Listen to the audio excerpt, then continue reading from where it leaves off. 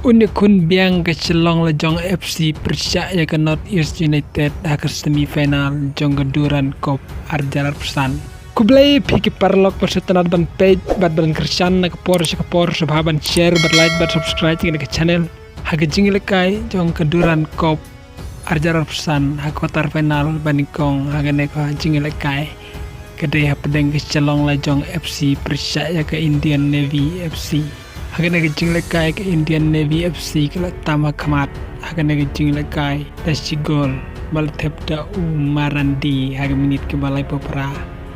pada bakut ke kelas step ke celong lajong FC ke klaim la ban pai hagan naging gol nre hagan lekay jong kelamit ke celong lajong FC kala lekay bha kumta dai hagan minit ke ban rup kendai ayo penik da udamai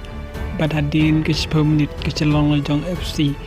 Kelio biang bantam sekemat daga penalti boleh sudah ustana haga minit ke banyak kendai mat kena ke gol kelane aduk bekut ke kendai pe minit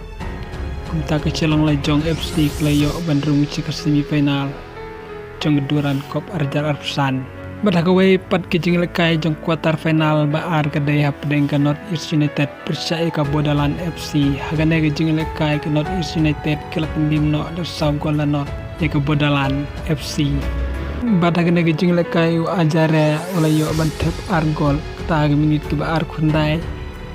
badak minit ke bandro puwe badak ke argol tep du andi haga minit ke basan puwe bat party haga minit ke bakandai pe plus way kumta ke North East United kleyo kuri jing job haka quarter final bat ke North East United mentakan ya kun biang bat ke Cilong Lajong FC hak semifinal jong keduran Cup Arjar Pesan kublesi bun bepilap page pun kut video jong bat ngisi pada way per video